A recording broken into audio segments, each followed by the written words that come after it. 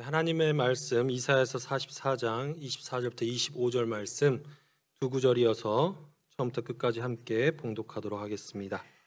이사야서 44장 24절부터 25절 말씀 함께 합독하겠습니다. 내 구속자여, 모태에서 너를 지은 나 여호와가 이같이 말하노라.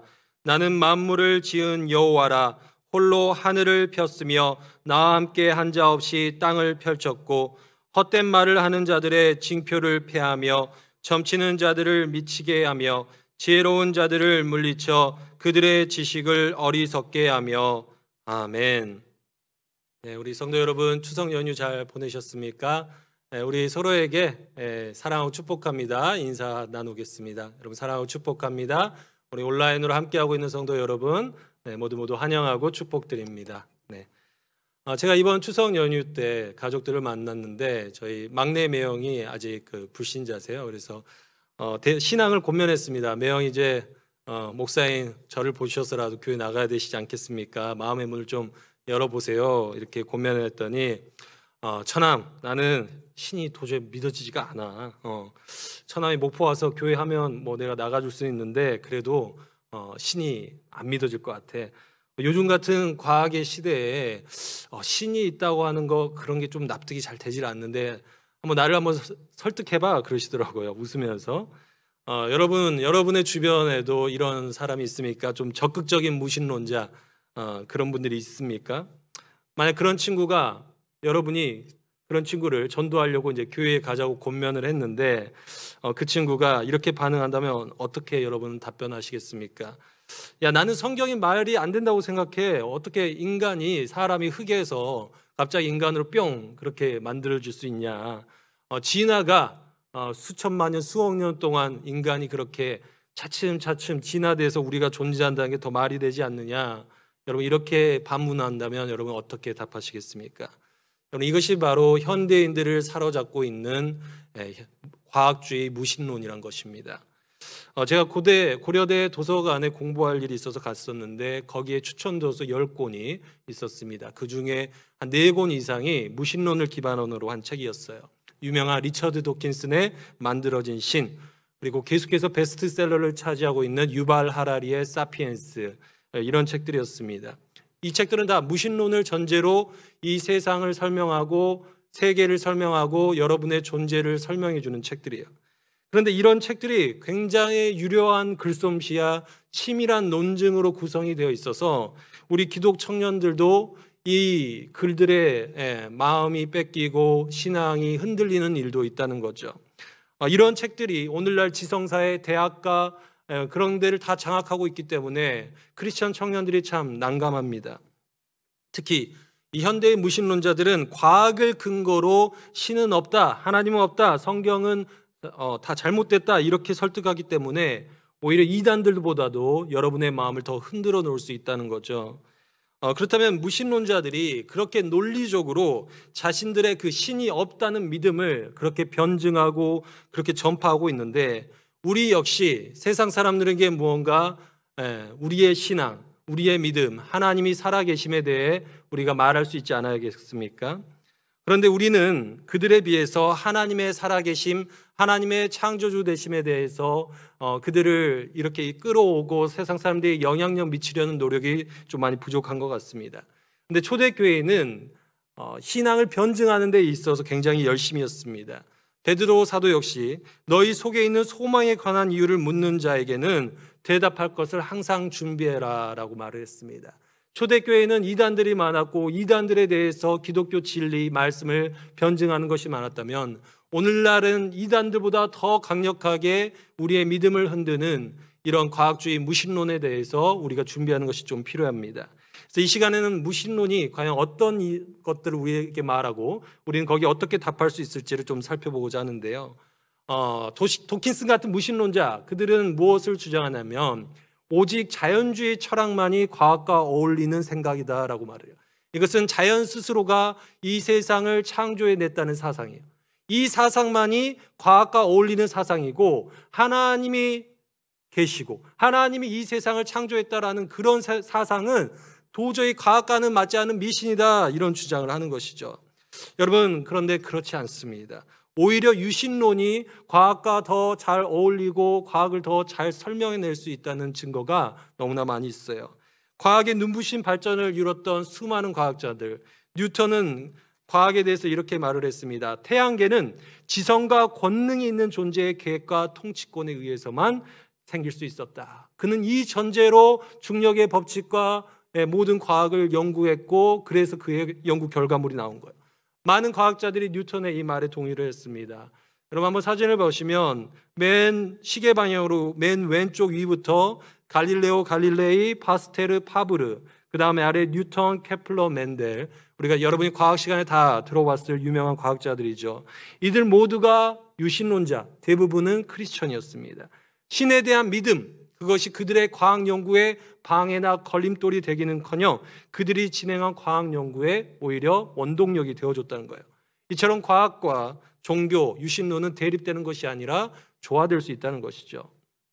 무신론의 역사가 굉장히 오래되었는데, 최근에 이제 과학을 그 발달을 내세우면서 과학의 권위를 내세워 신을 믿는 신앙을 비판하는 흐름을 이 과학주의 무신론이라고 합니다. 과학주의 무신론이라는 것의 그 기초에는 이 자연 자체가 이 세상을 만들어낸 신과 같은 존재로 격상을 시켜요. 그래서 이 모든 물질이 어떤 인과관계에 의해서 우연히 그렇게 이 세상과 인간을 만들어냈기 때문에 더 이상 이 세상을 설명하는 데 있어서 초자연적인 신의 개입은 필요 없다라고 얘기를 하는 것이에요. 그래서 여러분이 신의 개입 없이, 목적 없이 그냥 우연히 자연이 만들어낸 산물이다라고 말을 합니다. 여러분, 이 주장이 어떻게 들리시나요? 설득력 있게 들리십니까? 우리가 이 무신론에 대해서, 이 공세에 대해서 적극적으로 반박할 수 있어야 된다는 거예요. 제일 먼저 우리가 반론을 제기할 수 있는 첫 번째 부분은 바로 물질의 기원에 관한 것입니다. 그들은 이렇게 말했었죠. 물질이 모든 것을 만들어냈다. 그럼 우리는 이렇게 반문할 수 있는 것이죠. 너희는 온 세상이 이렇게 지금 있는 이유가 그냥 물질이 우연히 진화한 그것 때문이라고 하는데, 도대체 그렇다면 그 물질이라는 것은 어떻게, 어디에서 왔느냐, 어떻게 생겨났느냐. 물질이 있어야 진화도 있고 생명체도 만들어질 텐데 도대체 그 물질은 어디서 왔느냐. 이 질문에 대해서 영국의 이제 대표적인 물리학자였던 천문학자였던 스티븐 호킹 박사가 그의 책 위대한 설계에서 이렇게 이제 주장을 합니다. 그도 이 우주가 아무것도 없음, 무에서부터 유가 나왔다고 말을 하는데, 그것이 하나님이 아니라 그는 이렇게 말합니다. 우주가 존재하는 이유는 바로 자발적 창조다. 우주의 설계와 운행을 위해 반드시 하나님이 존재하는 것이 아니다. 아무것도 없는 상태에서 어떤 중력 법칙이 작용을 했고, 그래서 아무것도 없던 것에서 어떤 것이 생겨날 수 있다. 그러니까 그의 책에서, 그의 연구 결과에서 그런 주장을 하는 거예요. 여러분, 이 주장의 논리적인 모순을 발견하셨습니까? 어떤 오류입니까? 호킹 박사는 우주가 무로부터 유가 나왔다고 하는데 그 전제를 뭘로 했습니까? 바로 이미 중력이 존재했다를 가정하고 그는 그것을 말한 거예요. 그런 주장을 하는 겁니다. 근데 여러분, 중력이란 것 역시 아무것도 없음이 아니라 자연 법칙이며 그것 역시 존재라는 거예요. 그래서 이런 그들의 주장에 대해서 우리는 두 번째 반론을 제기할 수 있는데, 그렇다면 그 자연 법칙은 어떻게 만들어졌느냐? 물질이 있다고 이 세상이 이렇게 만들어질 수 있는 것이 아니라 자연 법칙 같은 것이 있어야만 수많은 생물들이 이렇게 살 수 있는 지구 환경이 만들어졌을 텐데, 도대체 그 수많은 별들이 일정한 그 궤도를 움직이고 이 지구에 중력이 있어 생물이 살 수 있고 태양과 달이 정확한 위치에 있는 그 질서, 그 자연 법칙은 어떻게 만들어졌느냐? 과학주의 무신론은 여기에 대해서는 대답을 하지 못합니다. 여러분, 그래서 증명된 과학 법칙에 따르면 오히려 그들의 주장, 질서가 스스로 만들어졌다는 주장, 자연이 어떤 조화로운 질서를 만들어낼 수 있다는 주장은 오히려 과학과 반대되는 증거를 갖고 있는데, 바로 여러분이 과학 시간에 배웠을 연력학 제2법칙에 따르면 어떻게 됩니까? 어떤 자연계를 그대로 두었을 때, 아무런 작용을 안 하고 그대로 두었을 때 엔트로피 법칙, 무질서가 증가하는 법칙에 의해서 더 무질서한 쪽으로 가면 같이 자연 그대로 두었을 때 질서가 생겨나지 않는다는 거예요. 우주에 태초에 빅뱅이라는 큰 폭발이 있었다고 해서 그것이 자연이 지금의 이 질서 있는 세상을 만들어낼 수 없다는 것이 연력학초의 이 법칙이랍니다. 이 정교하고 아름다운 것이 생겨나기 위해서는 여러분 지적인 설계자가 필요하다는 것입니다. 여러분 그렇지 않습니까? 여러분 어떤 폭탄이 펑 터졌는데 그게 여러분 혼란과 망가짐과 무질서를 가져오지 아름답고 정교한 그런 것들을 만들어내지 못하는 것과 동일한 것이죠. 그래서 과학적인 무신론은 자연 법칙이라는 질서가 어떻게 생겨났느냐 이 질문에 답을 해주지 못하는 반면에 이 성경은 우리가 가지고 있는 진리의 말씀 거기에 대해서 분명한 답변을 해주고 있습니다. 이사야서 45장 18절 말씀입니다. 우리 함께 읽도록 하겠습니다. 시작. 대저 여호와께서 이같이 말씀하시되 하늘을 창조하시니 그는 하나님이시니 그가 땅을 지으시고 그것을 만드셨으며 그것을 견고하게 하시되 혼돈하게 창조하지 아니하시고 사람이 거주하게 그것을 지으셨으니 나는 여호와라 나 외에 다른 이가 없느니라. 아멘. 그럼 성경은 하나님께서 어떻게 창조하셨다고 하십니까? 혼돈하게 창조하지 아니하셨다. 견고하게 창조하셨다. 사람이 거주할 수 있게 창조하셨다라고 말을 해요. 이 혼돈이라는 단어는 창세기 1장 2절에 그 땅이 혼돈했다, 공허했다 했을 때 그 혼돈이라는 단어가 사용이 되었습니다. 그러니까 하나님께서 그냥 물질이 있다고 그냥 자연이 질서가 생겨날 수 없고 혼돈 상태가 있을 수밖에 없는데 하나님은 그 혼돈을 어떻게 바꾸신 것입니까? 이 세상이 여러분이 이 세상을 잘 살 수 있도록 조화롭게 지혜롭게 지으셨다는 것. 여러분 이것이 바로 은혜입니다. 여러분이 오늘 하루 아침에 일어나서 식사할 수 있고 화장실에 갈 수 있고 그 모든 것이 그저 우연히 그렇게 될 수 있도록 만들어진 것이 아니라 하나님이 자연 질서 법칙을 만들어놨기 때문이라. 여러분 고등부에서 이 주제로 나눔을 하다가 우리 고등부 선생님 중에 한 분이 하나님께서 질서를 두지 않으셨다면 가장 자신은 난감했을 이유로 화장실에 갔을 때 중력이 없더라면 얼마나 끔찍한 것들이 둥둥 떠오를까 이런 이야기를 하더라고요.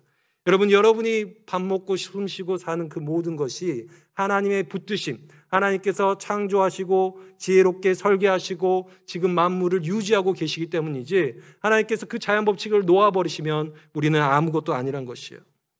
그래서 성경이 오히려 앞에 두 가지 질문에 대해서 더 잘 답변해주고 있다는 거예요. 이 세상이 어떻게 존재하느냐, 물질이 어떻게 존재에 대해서 그들은 답변하지 못하지만 성경은 과학이 발전하기 이전부터 여호와 하나님은 스스로 계시는 하나님이셨다. 그분이 스스로 존재하셔서 이 모든 것이 이렇게 있는 것이다. 그분이 혼돈하지 않고 지혜롭게 창조하셔서 우리가 지금 이 지구에 거주하고 있는 것이다. 이렇게 설명을 해줍니다. 그래서 지금의 이런 논의들을 둘러봤을 때 우리는 오히려 무신론적 신앙이 과학이 발견한 법칙들을 잘 설명해 주는 것이 아니라 오히려 하나님이 살아계시다는 그 믿음이 지금 우리의 세계를 더 합리적으로 설명해 줄 수 있다는 것입니다. 다음 주제로 우리가 두 번째 주제로 좀 살펴볼 것은 진화론이에요. 여러분이 학교에서 과학 시간에 진화론에 대해 배웠기 때문에 진화론 역시 과학적으로 정립된 법칙이다 이렇게 선입견이 있을 수 있습니다. 그런데 여러분 진화론은 무엇과 다르냐면 우주나 아니면 실험실에서 반복적으로 실험 가능하고 관찰 가능한 그래서 나온 과학 법칙과 다르다는 거예요. 진화론은 지금 관찰할 수가 없죠. 어떤 종에서 다른 종으로 변화되는 것을 관찰할 수가 없습니다. 그래서 정립된 과학 법칙이라 할 수 없다는 거예요. 종의 기원을 쓴 다윈이 자신의 책에서 이미 자신의 그 이론의 오류가 있을 수 있음을 이미 언급을 해놨습니다. 다윈의 글을 한번 보여주시면 다윈이 이런 말을 합니다. 내 책을 읽다가 독자들이 오류를 발견하게 될 텐데 만약 종들이 다른 더 상위의 종들로 진화를 계속 해왔다면 왜 우리는 그 종과 종 사이에 수많은 과도기적 형태의 화석을 발견할 수 없는 것인가? 이것이 내 이론의 가장 심각한 오류가 될 것이다. 그래서 다윈도 인정하듯이 지금 우리가 발견할 수 있는 중간 단계 화석이 없다는 거예요. 예를 들어서 박쥐 하나만 살펴보죠. 여러분 박쥐가 지금의 만약에 정말 진화가 있었다면 전제하고 그렇다면 어디에서 박쥐가 진화를 했겠습니까? 쥐에서 나왔겠죠. 쥐에서 어떤 쥐의 종류에서 박쥐로 날 수 있는 종류로 변화를 했을 텐데 그런데 그 쥐가 단번에 그렇게 변화될 수가 없고 진화론은 뭘 말하냐면 최소 수백만에서 수천만 년 동안 조금씩 쥐가 박쥐로 변해왔다, 이 이야기를 하는 것이죠. 그래서 한 세대에서 바로 갑자기 날개 있는 박쥐가 태어날 수가 없고 조금씩 중간 단계의 종들이 2단계, 3단계 정도가 아니라 수백만 년, 수천만 년 동안 수없이 많은 단계의 박쥐 종들이 있어야 될 텐데 지금까지 발견된 그 중간 단계의 박쥐 화석은 전혀 없다는 거예요. 네. 여러분, 단지 박쥐 한 종류입니까? 수많은 짐승의 종류들이 있는데 지금 진화론자들은 그 중간 단계의 변이를 발견하지 못하고 있습니다. 그저 지금 말하고 있는 것들은 무엇입니까? 갈라파고스 섬에 가서 봤더니 새 부리 모양이 적자 생존에 따라서 조금씩 달라졌더라. 그런데 그 새는 여전히 다른 종이 아니라 여전히 새일 뿐인 거죠. 물고기 안에서 어떤 것이 생겨났더라. 그런데 여전히 물고기일 뿐. 소진화라고 하죠. 한 종 안에서의 어떤 변이는 하나님이 계획하신 유전적 다양성 안에서 얼마든지 일어날 수 있는 것이지만 여러분, 창세기는 분명히 여러 번 거듭하여 하나님께서 종류대로 창조하셨더라 말씀하고 있어요. 그래서 한 종에서 완전히 다른 종으로 변화가 되는 대진화의 개념은 성경이 인정하지 않고 있다는 것입니다. 여러분, 이것이 오히려 화석의 증거들이 무엇을 보여주냐면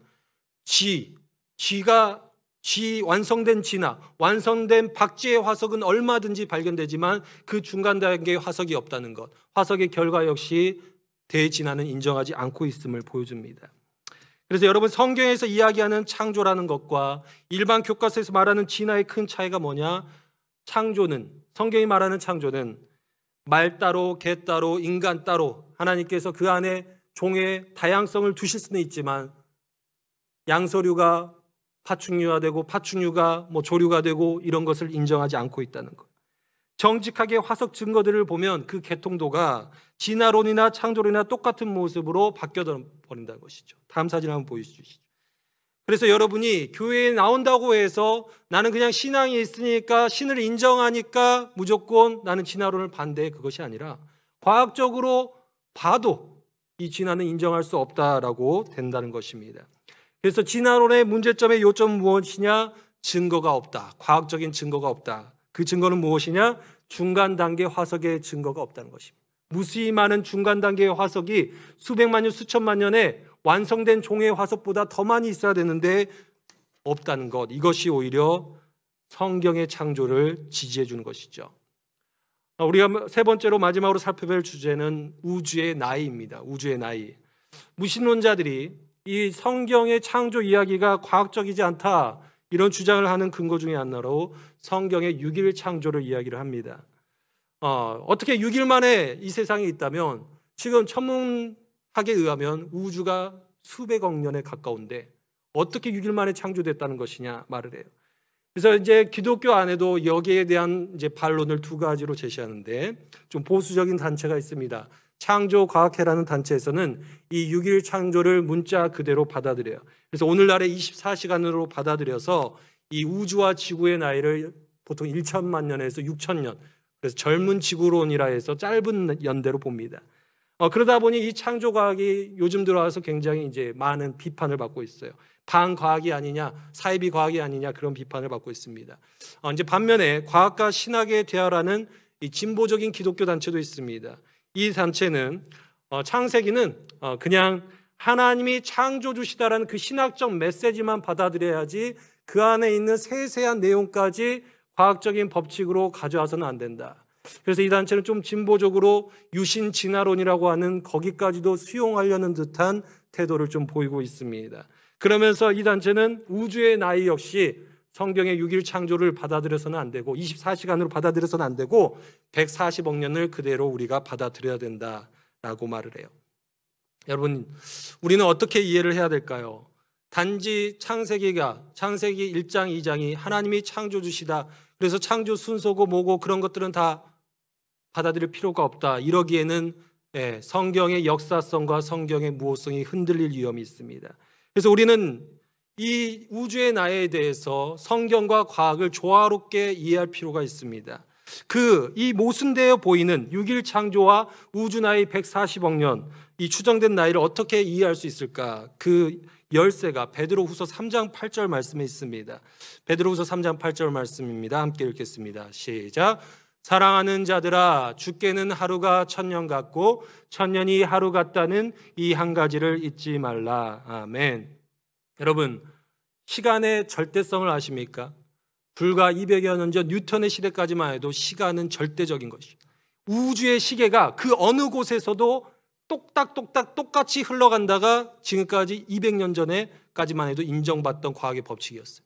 그런데 아인슈타인이 나오면서 오늘 봤던 이 시간의 상대성, 방금 읽었던 시간의 상대성, 하나님께는 하루가 24시간인데 하나님께는 그것이 얼마가 될 수 있다? 1000년도 될 수 있다. 1000년이 제가 계산으로 해봤더니 876만 시간. 하나님께는 어떤 이 시간의 상대적인 원리가 있다는 거예요. 하나님이 시간을 보시는 관점과 인간이 경험하는 시간이 다를 수 있다는 것, 이것에서 우리는 좀 힌트를 가져와 볼 수 있습니다. 그래서 아인슈타인이 이 시간의 절대성을 깨게 되는데 그게 뭐냐면 특수 상대성 이론이에요. 상대성 이론. 이것은 뭐냐면 두 사건 사이에 흐른 시간 간격이 서로 다른 상태에 있는 관찰자에게 다르게 흐를 수 있다, 다르게 관측될 수 있다. 한마디로 누가 시간을 측정하느냐에 따라서 시간이 다르게 관측된다는 것, 이것이 특수 상대성 이론. 그래서 이 이론에 따르면 시간은 절대적으로 똑같은 게 아니라 상대적이라는 것. 예를 들어서 빨리 달리는 기차 안에서 어떤 사건을 보는 그 사람의 시간과 시계와 정지해 있는 집에서 보는 관찰자의 시간이 다르게 보인다는 것입니다. 여러분, 영화 인터스텔라를 보신 분들이 많이 있으실 겁니다. 거기 보면 그게 그냥 단지 공상 영화로 아무런 과학적 근거 없이 만들어진 것이 아니라 그 영화를 보면은 아버지가 딸이 있는데, 어린 딸이 있는데 아버지가 이제 우주선을 타고 떠나죠. 그 우주선은 어마어마한 빠른 속도로 진행이 되고 지구에 남아있는 딸은 어떻습니까? 거의 정지와도 같은 그런 느린 속도에 있는 것이죠. 그런데 우주선을 타고 가는 아버지의 그 시간은 어떻게 흐릅니까? 굉장히 천천히 흘러서 그 아버지는 젊은 상태로 유지하고 있는데 그 지구에 있는 딸은 늙은 노인이 되어버린, 시간이 다르게 흐르는 것, 이것이 바로 특수 상대성 이론이라는 거예요. 그렇다면 이런 시간의 상대성을 고려했을 때 우리는 그 우주 나이가 140억 년이라는 것과 성경이 말하는 6일 창조를 조화롭게 이해할 수 있는 키가 열리는 것이죠. 현재 우리의 관점에서, 우주가 완성된 관점, 우리의 관점, 인간의 관점에서 관측하는 것과 하나님께서 태초에 우주를 만드셨을 때 지금 이 시간을 바라보는 관점이 다를 수 있다는 것입니다. 그래서 이것을 이제 천문학의 그런 좀 내용을 좀 알아야 되는데요. 지구에서 별들을 관측을 해봤습니다. 별들을 허블 망원경으로 관측을 해봤더니 지구에서 관측되는 파장보다 더 긴 스펙트럼이 멀리 떨어진 별일수록 더 있다는 거예요. 이것은 이제 적색 편의 현상이라고 하는데요. 이거는 뭐냐면 멀리 있는 별들이 점점 지구에서 멀어지고 있다는 거예요. 멀어지고 있다. 그래서 우주가 팽창하고 있다라는 거죠. 그런데 이것을 이제 과학자들이 추론해 봤을 때 우주는 태초에 아무것도 없는 하나의 점의 상태였을 것이다. 이것이 빅뱅이라는 그 우주 대폭발에 의해서 퍼지고 퍼져나가서 지금 현재의 우주가 되었을 것이다 말을 하는 거예요. 그런데 첫 우주 폭발이 있었을 때 그 우주의 온도와 지금의 온도가 다르고요. 첫 우주 폭발에 있을 때 그 우주의 확장 속도와 지금의 속도가 달라서 시간이 다르게 흘렀다는 것입니다. 그래서 이 시간의 값을 어떻게 다르게 측정해 볼 수 있느냐? 창조주의 발자취라고도 할 수 있는 바로 우주 배경 복사를 이 과학자들이 봤더니 우주 공간의 온도값을 알아냈습니다. 그것이 현재 우주의 온도는 섭씨 마이너스 270도. 그런데 태초의 우주의 온도는 이것보다 무려 3조배가 높았다. 3조배가 뜨거웠다. 그리고 우주의 확장 속도도 완전히 달랐다. 여기 이제 크리스천 과학자가 이걸 토대로 이제 시간을 계산을 해봤더니 빅뱅 직후에 첫 물질이 생겨났을 때 1초는 지금 현재 지구상의 시간으로 환산하면 3조 초, 9만 년 정도가 된다는 거예요. 그래서 이런 결과를 사용해서 계산해 봤더니 태초의 첫날 24시간이 오늘날 시간으로 환산하면 약 80억 년에 해당한다. 네. 그런데 그 창세기 첫날은 80억 년인데 둘째 날, 셋째 날이 동일하게 계속 80억 년이 아닌 이유는 우주가 확장되면서 점점 냉각되었기 때문에 그 속도도 달라졌던 거예요. 그래서 둘째 날은 이제 과학자가 환산해 보기를 약 40억 년, 셋째 날은 20억 년, 넷째 날은 10억 년, 다섯째 날은 5억 년. 이렇게 기준으로 환산해 봤더니 6일을 합쳐서 대략 약 150억 년 정도. 이렇게 봤더니 현대 우주 천문학이 말하고 있는 대략 140억 년과 얼추 맞아 떨어지더라는 겁니다. 여러분, 이것은 우리가 과학과 성경이, 과학과 신학이 무조건 모순적인 것이 아니라 상호 보완되어서 이해될 수 있음을 우리에게 가르쳐주고 있어요. 그러니까 창조 당시 창조주이신 하나님의 관점에 보면 이것은 진정 이 우주는 단지 6일 만에 창조된 것이지만 이미 우주가 완성된 피조물인 우리 인간의 관점으로 보면 그것을 다시 되돌이켜 관찰해 보면 그것은 동시에 140억 년에서 150억 년의 시간이 될 수 있다는 것이죠. 그래서 우리가 이렇게 차근차근 하나하나를 살펴보면 무신론자들의 성경에 대한 공격이 그것이 억지스러울 뿐만 아니라 오히려 성경의 말씀이 진리임을 우리가 과학과 조화시켜서 이해할 수 있다는 것입니다. 그래서 여러분, 우리 하나님은 어떤 하나님이시냐? 이 세상의 지혜자라고 말하는 사람들, 자신의 인생 전부를 바쳐서 과학을 연구하고 그래서 그것을 논문을 발표시키고 그래서 세상 사람으로부터는 석사, 박사, 대단한 교수요, 위대한 과학자라고 말하지만 그것으로 하나님이 없다고 말하는 그런 어리석은 사람들을 하나님은 그들의 지식을 폐하시며 그런 세상 지혜자들을 물리치시는 분이시다. 오늘 말씀이 말합니다. 이사야서 44장 24절부터 25절 말씀입니다. 내 구속자여 못해서 너를 지은 나 여호와가 이같이 말하노라. 나는 만물을 지은 여호와라. 홀로 하늘을 폈으며 나와 함께한 자 없이 땅을 펼쳤고 헛된 말을 하는 자들의 징표를 폐하며 점치는 자들을 미치게 하며 지혜로운 자들을 물리쳐 그들의 지식을 어리석게 하며. 하나님께서 욥에게도 말씀하셨죠. 내가 하늘 문을 펼 때, 하늘 문을 열고 내가 땅에 기둥을 세울 때 너가 거기 있었느냐. 여러분, 우리 피조물인 인간은 이 우주에 얼마나 작은 존재일 뿐입니까?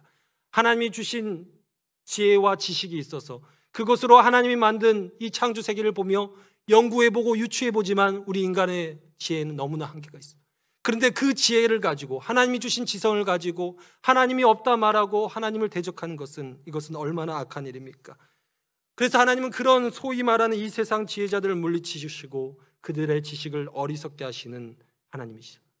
여러분, 진리의 말씀인 성경은 그것은 이 세상이 어떤 견고한 징과 어떤 사상도 무너뜨리는 하나님의 능력이라는 것이죠. 그래서 하나님의 말씀을 여러분이 붙드시면 여러분이 그 세상 무신론자들의 말에 현혹되고 마음이 흔들리는 것이 아니라 오히려 그들의 주장을 뒤집어 엎으며 하나님을 아는 것을 대적하여 높아진 모든 사상과 이론을 무너뜨리고 모든 생각을 사로잡아 그리스도께로 가져가 그분의 영광을 높일 수 있는 거죠. 그래서 동일한 DNA를 관찰해도 어떤 과학자는 이기적인 유전자라는 책을 펼쳐내며 자 봐라, 과학이 이렇게 DNA 구조를 발견했으니 하나님은 없다 말하는 반면에 게놈 프로젝트 연구를 디렉터를 맡아서 했던 한 과학자는 이 DNA를 보고 신의 언어라는 책을 펼쳐내면서 이것이 하나님의 영광이다라고 말을 하는 것입니다.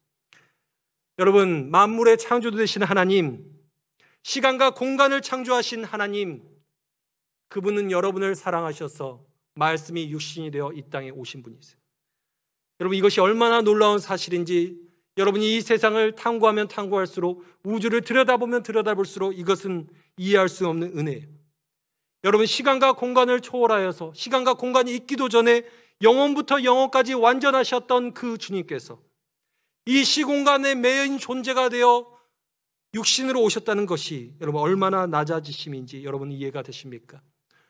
우주에는 수많은 우리가 가늠할 길이 없는 큰 행성들이 많다는데 수많은 은하계들이 있다는데 그 모든 것을 지으신 창조주, 이 우주는 무한히 확장하고 있다는데 그 우주가 담을 수도 없고 그 우주를 그냥 말씀으로 단번에 창조해내신 그 창조주께서 작디 작은 어머니 뱃속에 보이지도 않는 아이로 잉태되셨다는 것이, 그리하여 그 시간에 매여서 성인이 되기까지 기다리셨다 우리를 위해 살이 찢기고 십자가에서 죽으셨다는 그 복음의 은혜가 창조주 되심, 그 주님의 창조주 되심을 알면 알수록 우리는 그 은혜 또한 놀랍게 알게 되는 것이죠.